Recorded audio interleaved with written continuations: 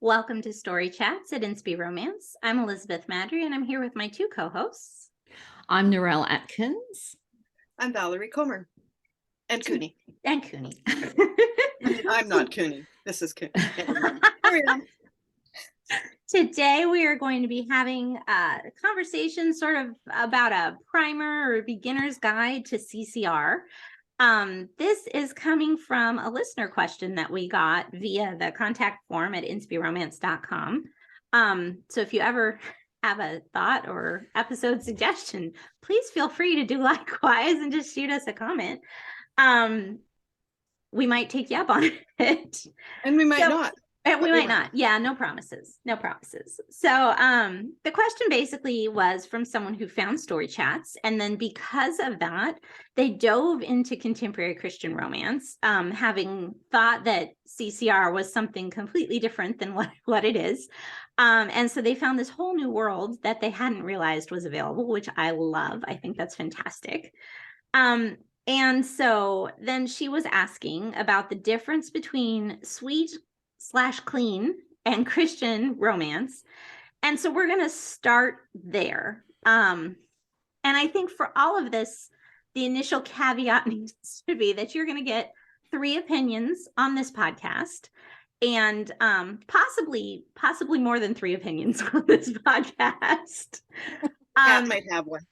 And anyone you ask is going to have an opinion, if they're concerned enough about it to have one. And there isn't really right or wrong answers for any of these things. Some of them you wish that there was like a clear cut and dry thing, and there just isn't. So we're going to give you our thoughts, and hopefully that will help steer you some way. But there's a lot of wiggle room in all of these is the key. So sweet, clean, Christian, difference, similarities. Narelle, you want to go first?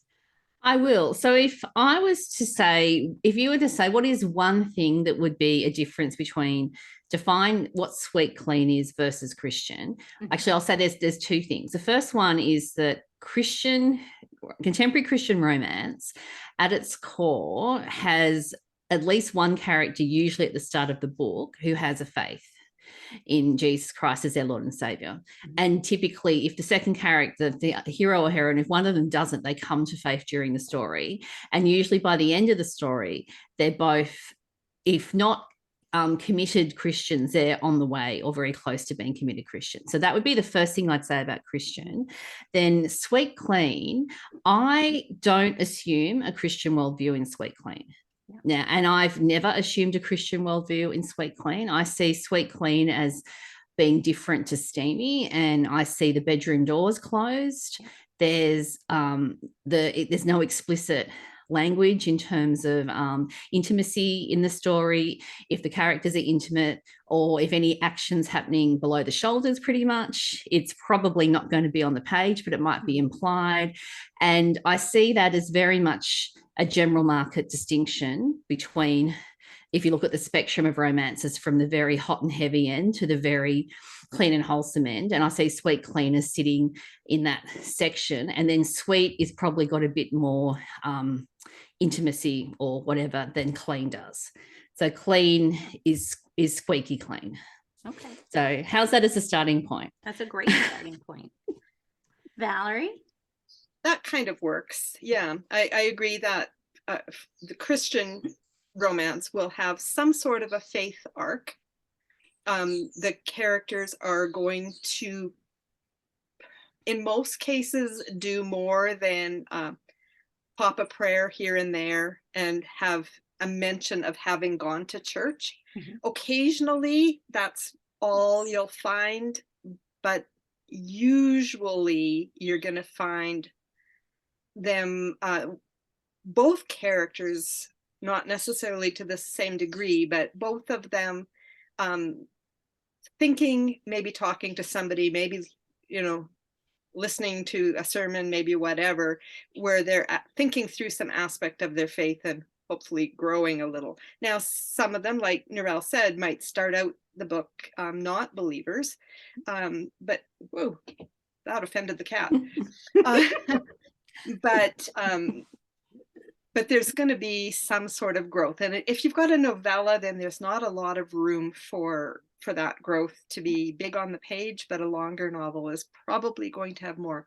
Now, sweet and clean sound like they should be the same thing, and I thought they were for a long time, and they're really not. Clean means that you're not going to probably find anything that objectionable in them. There's not going to be language, there's not going to be sexual innuendos or actions in it, whereas sweet really could be quite a long way over towards where that all is implied, if not on the page. And sometimes it's pretty hot and heavy on the page, but perhaps just missing actual sexual encounter. They'll close the door right when clothes are coming off, or right, but there might be a few pages coming up to that where you're kind of like, oh boy. Yeah. Where you want to say get a room, like if they were there in public, but can we skip the next right you pages, would be saying please? Get a room. I do. Yeah. So I always find it interesting, like just the fact that sweet and clean goes together to me is just interesting, because I don't actually associate them being the same thing. What do you guys think? Well, I think, and that's a conversation that I see in some writer groups, that, you know, that they don't like that they do. And I can see that, but like I was going to say, I think there are a number of Christian romance novels, I've written some, that probably don't qualify as clean, because they're edgy.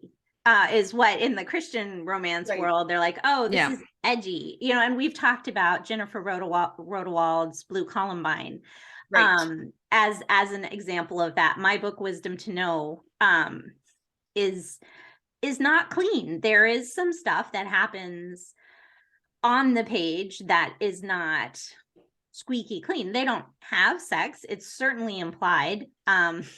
She gets pregnant, so something happened, you know, and even just like in my book, she has an addiction problem as well that we deal with, and that would not probably fall into clean in a secular book either.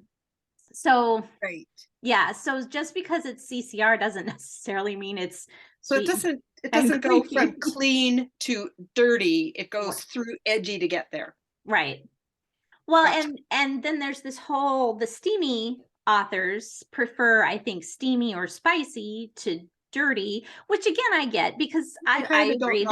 There's nothing dirty about sex. Now we can all put our own, like, I'm going to say within marriage, but you know, we'll put our own worldview on that. But so I get not wanting the opposites necessarily to apply either. But yeah, to me, for the CCR, the faith arc is the big difference between Christian and any of the other things. If there's not that faith arc, then to me, I would rather, and I get a little spicy about it sometimes, then I would really like some of the, we've seen them called like Christian light, where all you get is a prayer and a mention of church.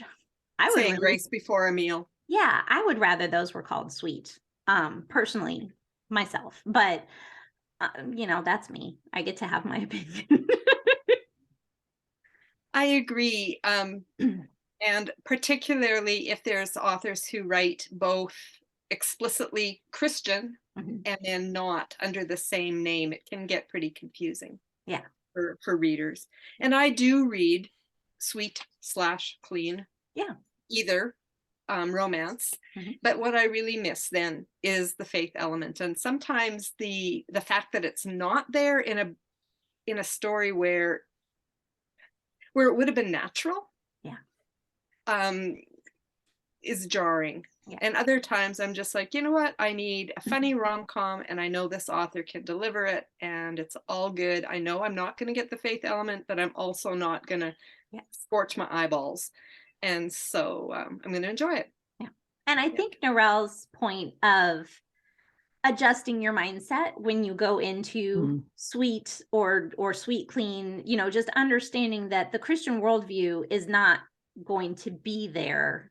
Yeah. That helps me, because if you go in thinking, I expect these people to live from a Christian worldview, and then you're like, whoa, you know, then it's like, this was terrible. But if you understand that that's not the genre expectation there, number one, even if the author has written explicitly Christian books before, and that's where I struggle sometimes, is when an author has made that change. And so it's harder for me to make that mental shift, because I'm like, but all her other books. But and I think, I think that's the biggest challenge now, is that if you look at someone's name and what they were writing 10 years ago, you can't necessarily assume that is exactly the same as what they're writing now. Which is fair. I mean, but then again, it never was. Traditionally published authors have always written, as a rule, a range of genres under the one name, because the market would say, oh, we're not interested in CCR, we want historical romance, or we want Amish, or we want this. And so there's always been a lot of jumping around. Very, very true.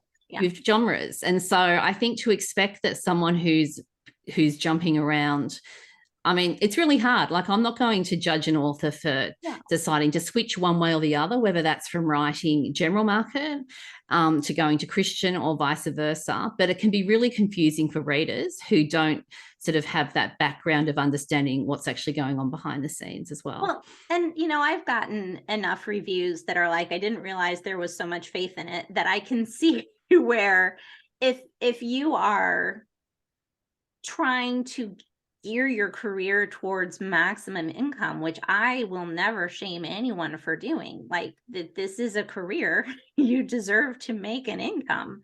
And so if you're going to be more profitable, and it's not something where you're feeling the Holy Spirit saying, you know, no, I want you writing this sort of book. If it's not causing a problem in your spiritual walk, then do what makes financial sense. I get that. That's very true. Yeah. All right. So the next part of the question was the first CCR that each of us read. And we talked a little bit about this beforehand. And please keep in mind that we are all old. So so some of these books are also very old. And CCR has changed so much since the 80s and 90s, which is fantastic. So just because we're picking a certain book to say this is the first one that I think I ever read, doesn't mean it's one we would say, and you should go find this age book, which is no longer contemporary, by the way. It's historical fiction now. Although mine isn't quite that old, because I didn't read a lot of romance there for a while. When I was first starting to write, I was writing speculative stuff. And about 2004 is when I thought, you know what, grass looks greener over there in CCR. I should write one. Oh, wait, I should read some. So I went to my church library and checked out a bunch of love-inspired books because I knew that they existed and that was a market that I could potentially try to write for. And that, so I actually blogged a review in 2004 on a book called Finding Hope by Brenda Coulter, Coulter. And she's no longer writing. She had 3 or 4 or 5, maybe more, a few, not a lot of books out. And then just a year or two later, Summerside began putting out the Love Finds You in Various Towns series. And that's really when I was like, oh, wait, I really like these. There's quite a few in that early grouping in 05, 06, 07 that I was like, I like these. Mhm. It's not just that I think I'd like to write them because it looks greener over there, but because I really actually like them. Cool. Narelle, what about you? Well, apparently I can go back to the 1800s. I'm just going to throw something in, and the Aussies in the You're wearing your age well, honey. Yeah. I can go back to the 1800s. And the reason I say that is the Aussies will appreciate this. We have a theologian by the name of John Dixon, who is now at Wheaton College. Mhm. He put a post up on his Undeceptions social media that said 5 books that all Christians need to read. And he included Pride and Prejudice by Jane Austen. So apparently that's the first one, Christian romance that I read, according to John Dixon. So I'm going to be serious now after throwing in some humor that I hope you'll get. I'm going to talk about love inspired as well. So we'll go back to the 1900s this time, not the 1800s. And I discovered love inspired at a romance bookshop in Chatswood. So I was working in Chatswood at the time. I used to do temp work for a bank while I was going to university, and I was in Chatswood for quite a while and working over the summer. And I discovered this romance bookshop, and I've always been a big romance reader, but at that stage it was general market that I was reading. Mm-hmm. And we've got to remember, in the 80s and 90s, general market romance was pretty much sweet. That was pretty much where it was at. It's probably what would be considered sweet clean now was what most romance was. And also most romance was Christian worldview back then as well. So it's really interesting how things change over time. Mm-hmm. But anyway, I went to this bookshop and found out that they had love inspired books. And I was talking to this lovely lady who I'd spoken to before when I'd bought books before, and she was telling me about these love inspired books. So I picked up a book by Carolyne Aarsen, and she's still writing, and it was set in Canada. So I don't know what the title of this book was, but I haven't gone looking because she would have independently published it, got her rights back. So somewhere amongst her books set in Canada is the first book that I ever read that was CCR. And I just loved it. This book just hooked me. And I've been a fan of hers for, now we're going, 20-something years? Been a fan, yeah. And so she talked about a bit about Carolyne from time to time over the various episodes. Narelle, can you give us the episode numbers just offhand? No. I didn't look up any episode numbers. I can't remember. That's fine. That's fine. Yes, but that's the first one I remember. And I remember what was so refreshing about this book was the faith element wasn't preachy. So my experience of having read outside of CCR, Christian romance, had been that it was pretty much bang over the head preachy, and there was a conversion scene that sort of felt forced or compulsory. And I'll be honest, I wasn't a massive fan of Christian fiction back in at that stage, back in the 90s. But this particular love inspired book was such a breath of fresh air, and that's why I remember it. Cool. So for me, if we're saying contemporary romance, I think I have to go to Always the Baker, Never the Bride by Sandra Bricker. Yeah. And it's still such a delightful series. I actually pulled it back out and flipped through it because it was so enjoyable. And I have fond memories of that series. I found her through the Love Finds You books. Okay. And then went on to read all of her other books there for a long time. Very cool. If we go more generically to Christian fiction, I'm going to cheat a little bit because my mom and grandmother were both big book people. Just always, if you got a gift from either of them, chances are it involved a book of some sort. And they also were very big on Christian books. My grandmother was the church librarian for forever. And so Grandma gave me Stephan Lawhead's The Dragon King Trilogy, and I still, to this day, I think I got it when I was 11. I still reread it. It's fantastic. Stephan Lawhead has some fantastic books. They're not technically romances, but they always have a little tiny thread in there. So I'm calling they're it. Not exactly contemporary because they're fantasy, but hey, whatever. I've never read him ever. Never appealed to me. Dimension. No, I've read a few. Yeah. Yeah, he's fantastic. I love his books. And then also, like, the very first book I remember of romance that I read is not contemporary, it's historical. It probably helped my general not love of historical romance, but Love Comes Softly by Yeah. Janet Oakey. And that's kind of one of those, it's kind of the Pride and Prejudice of CCR. I feel like it's the Yeah. one that everybody's like, oh, you have to read Janet Oakey. It's Western expansion, it's history. It's a good story, but it's historical. Yeah. I don't love history. Although history is a whole lot more fun when it's put in a story. Yes, that is true. Yeah. That is very, very true. Very true. All right. So the last part of her question was what we would recommend as far as authors or books or series for good starting points for someone who's new to CCR.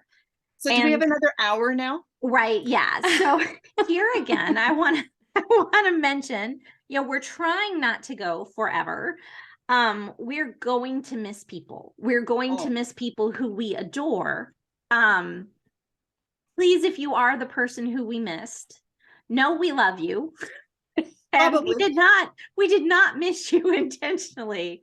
Like, this is one of those things. It's like at school where you have to do the superlatives, and I hate that because it's like someone always gets left out. And please don't be hurt if you're left out, because we only have so much time. And there's only 3 of us, and we're old. So our brains don't always work the way that they should. Word. So is that enough disclaimer? I was so nervous about this one because I don't like hurting people's feelings. So please don't be hurt if we miss you. Because we probably will. I know we will. I know we're gonna miss somebody. Oh, yeah. Yeah. But we might not miss you. Yeah. All right, Narelle, why don't you start us off? Well, I'm going to be typical Narelle. I'm not actually going to answer the question the way it's been asked, and none of you are surprised by this. And my in terms of authors, I would just say go to the inspiromance.com/books. There is a books page on Inspi Romance. It goes back to 2014. There is every letter of the alphabet a book starts with, or an author's name starts with. I once did a blog post where I sent people to the books page just for fun, or I did maybe in the Christian Romance Reader Gathering group, I did a post somewhere and worked out that pretty much every letter of the alphabet's covered as a first letter in our page. There's so many books there. Go there, and that will give you a big overview of what CCR is, because everything's been vetted that is on that list. And I think that's the question people are asking is, well, someone might say this book is Christian. A publisher might even say it's Christian. And I recently read a book and the publisher listed it as being Christian on Amazon. And I'm like, nah, this does not tick my box for what I would definitively say as being Christian. So this is why I think it's such a big question. So the first thing I would say to someone is, what tropes do you like? Do you like reading about runaway brides? Do you like love triangles? Do you like second chances? Do you like amnesia stories? There are so many tropes. If you go onto YouTube, Elizabeth has actually got a section on YouTube where you've got like a playlist that goes through all the tropes. So go have fun there and have a look. And what is it you actually like to read? Because you're more likely to enjoy a book if you like the trope. That's the first thing I'd say. And then the second thing I would say is look at the setting. You've got billionaires is a big subgenre. Cowboys, you've got city stories, you've got small town, there's US-based stories, there's international, there's beaches, there's lakes, there's mountains, there's winter, there's summer. I mean, there's so many different types of settings. So what do you feel like reading? Go look at it from that perspective as well. And then the other thing I'd say is read the Amazon sample before you buy, because you'll know in that sample whether or not that's the type of book you want to read, and it'll set the tone as well. And the last thing I'd say is have a look for the author on social media. If they don't exist anywhere, it might be because it's a pen name, and that's not necessarily a bad thing. But usually if you go digging far enough, you can work out who's behind the pen name to work out where they sit in terms of Christian things. And that will give you a feel for someone. And that's why the Inspi Romance blog is so good, because you've got this big treasure trove of archives from all these authors, past and present, and you can search for them by name. And if you come across an author, you can go there, find a guest post, find a book review, find something related to them, and that will give you an idea of whether or not the way they approach faith matters gels with where you sit and what you're looking for as well. So I have not mentioned a single author's name, but that is exactly what I would do if I was brand new and had to recommend how do I look at CCR and work out who to read. That's a fabulous answer. It is a very fabulous answer. Makes my answer look pathetic. Well, let's hear that wasn't the intention. No, So you guys can now name everybody. It's a good answer, though. It's a fantastic answer, and better, I think. Probably I have a couple people written down as well, but again, those are because they're what I like.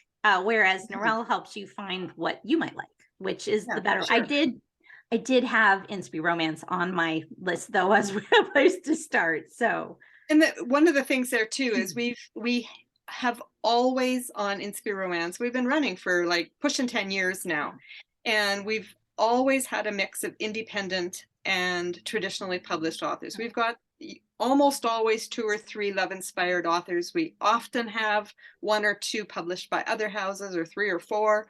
Maybe half usually are indie. It will give you a good basis for a variety of, some in KU, some not. Well, and the books page, we do unlink the authors who aren't currently blogging with us, but their books are still there. So you can still find them. They're just not an Amazon link. So it's one extra step for you to Google it or go to Amazon and plug it in. Copy-paste. Yeah. And that's purely, if anyone wonders why we unlink stuff, because books go out of print, they get changed. And Valerie doesn't have all day to troll through the books listing to make sure that every single book still exists. Whereas with the current authors who are blogging, it's much easier. There's like 26 to 28 authors, I think, at the moment. Yeah. And it's much easier to keep track of who's doing what with the current group than to try and work out if a book in 2014 is still in print or not. Yeah. So am I going next? Yes, go next. Okay. So I approach this question as a mood thing, really. So kind of where Narelle was going in part of her thing. So I have favorite authors that if I'm in the mood for this or that or the other thing, that I know that author is going to hands down deliver that. And and then there's dozens of authors that I'm happy to read, whether I'm in the mood for that trope or setting or whatever or not. I'm just happy to read them. And honestly, especially these 2, you guys write it, I'm going to read it. Okay. So I have 5 categories. Beth always says 2 or 3. 5 is what I've got, but I'm just going to fire them off quick. If I'm in the mood for international, and I've already covered Narelle, okay. Autumn Macarthur is going to be my go-to. And if you haven't read her, start with any of them. But one of my favorites is Forget Paris, which is set in France. Yeah. If I'm in the mood for ocean side, which I often am, and I could give you like 10, 12 authors like bing, but I won't. Annette Irby. And you could start with Finding Love in Friday Harbor, Washington. If I'm in the mood for ranch stories, it could be Mandi Blake and her Blackwater Ranch series. If I want to laugh, I'm going to look to see if Krista Phillips has something new, which she doesn't. Krista, get writing. Right. And you could start with Sandwich with a Side of Romance. And if I want all the feels, it might be Kimberly Rae Jordan. And you could start with the New Hope Falls series. Excellent. I like that. I didn't put any rhyme or reason to my we did all the thinking there. That's right. So I sort of looked at it like if someone just said to me, who do you recommend for Christian romance? Like, who do I tell my friends that I loved reading? And so Kimberly Rae Jordan, who Valerie just mentioned, is one. I agree with New Hope Falls. I also really, really love, she has a novella series set around a trailer park in Canada. Is it the Fostered by Love series? I think so. Yes. I think it's Fostered by Love. I should have looked that up beforehand, but I'll try to put it in the show notes. Can't But go wrong anyway. I don't think you can go wrong with Kimberly's books in general. I like her books because I always know that I'm going to enjoy my time in the pages. And that's for me, if you want a really strong faith arc, always, that's another reason I like Kimberly's books, is because it's not a roller coaster. Some books are highs. Her books always have a really strong faith arc. Yeah. Tara Grace Ericson is another auto buy for me.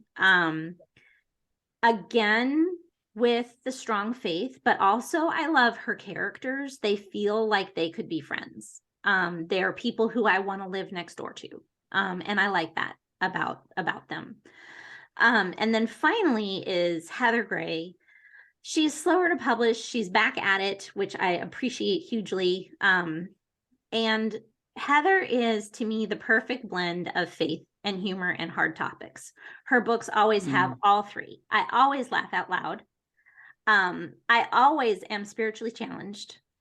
And I always appreciate that she handles life. Like, she handles real life, the good, the bad, and the ugly. And she does it all with humor and lightness so that it never feels depressing and like you end the book and you want to just like jump off a cliff. Never with Heather's books. Like, I've read some books and you're like, wow, that was horrible. Not from Heather. Heather will always leave you uplifted. I will stand by your choices for sure. So those Definitely. are and CCR should leave you feeling uplifted, just as a side note. I mean, I read a range of genres. So, but a CCR to me is not satisfying unless I can close that book and think, you know what? God has brought these two people together for a reason. Yes. They are going to be the three-stranded cord. With God in the center of their relationship and their marriage. And I have this view of they're going to live happily ever after, but life's not going to be easy. And that's probably why I don't like those stories being unpacked in women's fiction, because I like the romantic dream to stay with me. Yes. If that why makes I don't sense. read married romance, because married romance always implies that the marriage is in trouble, and that just hurts my heart from the start. I don't like it. So, and I should mention on my blog, I've got hundreds of book recommendations as well. Yes. So narelleatkins.com, go to my blog, and then you can go find authors and get exactly what I think about the books. Narelle Atkins, unplugged. Yeah. I just want to say too, about Inspi Romance, I am to blame for that kind of misleading URL. Yeah. Because 10 years ago, I was like, contemporarychristianromance.com just sounds really heavy and long. Can't even remember if I looked. But some of the ones that I kind of was toying around with were taken. Inspi Romance wasn't, and it is a bit misleading. We unpacked some of the categories earlier. Inspirational is not equal to Christian contemporary romance. It's not equal to Christian. Most Christian romance is probably inspirational, as in it leaves you inspired, it leaves you feeling lifted up, it makes you feel when you close the book. But it does not actually mean that it has Christian content. It just means that it is inspiring. Yeah. So yeah, but 10 years ago, that inspirational romance and contemporary Christian romance were very interchangeable. They were certainly trying to be kind of. Yeah, they but were, but it isn't completely. But it's not. Yeah. You go to Amazon and go to the religion and spirituality, which would be inspirational, and there is a whole lot of not Christian in that category. Yeah. Anyway, that was just the little. No, it's a good thing to put in there. It is. But don't trust the categories. I mean, honestly, categories are just, I mean, if you really want to know what's in a book, go find the people who talk about the books that you like to read and then go follow them. Yep. There's blogs, there's us here, there's lots of podcasts, there's other YouTube channels. There's a lot of ways to find out about really good authors and really good books that will meet your expectations on content. Because as a reader, I mean, at the end of the day, you go to a book wanting to have a certain type of experience. Yep. And not every book's going to deliver what you want. And that's why personal taste is so important. The best books, I always say, get in equal measure 5-star and 1-star, because they hit people and they're either liking it or hating it. And that's the way it is. And we don't all agree. Yeah. Even us, we don't. There's been times one of these gals has said, oh, I just loved that book. And I'm like, did you read the same book I read? Because I did not. And vice versa. Yeah. So do follow Narelle's advice to do the look inside, the preview on Amazon, and read, even if it's just the first 3 or 4 paragraphs, get a bit of a feel for that author's voice. A bit more. I mean, if you get to the end of the look inside and you're still having fun, then please click the buy, right? Yeah. Or download, whatever. But do your own homework and make sure that it resonates with what you're looking for to read. Yeah. All right. So let us know your thoughts. Your first CCR, authors you always recommend, fill the comments maybe of this episode will be another great place to start with thoughts and recommendations. So we would love for you to do that. And we're just grateful that you guys were here, and hope that this was interesting and entertaining. I know it wasn't full of book recommendations like we often are, but I really appreciated that we got a topic recommended to us. I thought that was fabulous. So also, again, please feel free to do that, because that, no promises, but sometimes I'm looking at our schedule and I'm like, what are we going to talk about? So we always find something. We do always find something, but having someone whisper in our ear is always good too. So, thank you for joining us at Story Chats. Let us know your thoughts in the comments on the YouTube channel, or the Facebook page. No one takes this up on the Facebook page, but I'm going to keep saying it. So while you are over on YouTube, don't forget to subscribe and hit that good grief, notification button so you never miss an episode. And you could recommend the podcast to your friend. That would be fabulous. So we will see you again next week. In the meantime, don't forget to fall in love with a good book. Bye. Bye. Goodbye, everyone.